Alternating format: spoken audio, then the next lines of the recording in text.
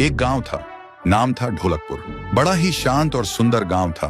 लोग हमेशा खुशी से झूमते थे क्योंकि उस गांव में रहता था महाराज रायस्टार, जो अपने गांव के लिए एक शेर था जो कभी अपने लोगों के साथ गलत होने नहीं देता था। लेकिन उस गांव में छुपा था एक डरावना राज, एक राज जो सबके दिल में था पर जुबान पे नहीं।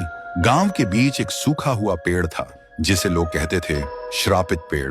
ना कोई उसके पास जाता, ना कोई उससे आंख मिलाता। हर पूर्णिमा के अगले दिन उस पेड़ के नीचे एक लाश मिलती थी। लोग कहते रात में कोई आता है और लाश छोड़ जाता है, लेकिन कभी किसी ने कुछ देखा नहीं और देखता भी कैसे। जो देखता वो अगले दिन पेड़ के नीचे होता था। एक दिन रायस्टार ने ठान लिया, बस अब और नहीं, इस राज का अंत मैं ही करूंगा, क्योंकि ढोलकपुर का नाम मिट्टी में मिल रहा था। फिर एक पूर्णिमा की रात रायस्टार चुपके से जाकर पेड़ के पास बैठ गया। रात के 2 बजे एक आवाज आई, ठुंग ठुंग ठुंग ठुंग ठुंग ठुंग ठुंग ठुंग ठुंग सहूर।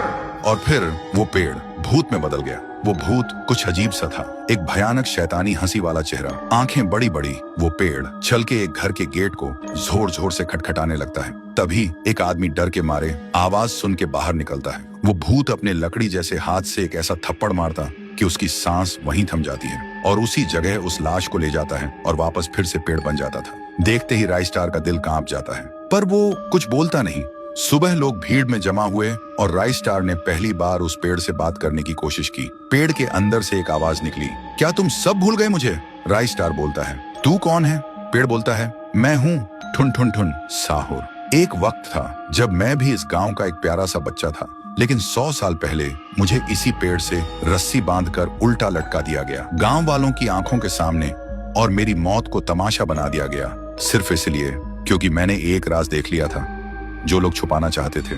और उसी पल से मेरी रूह इस पेड़ से जुड़ गई।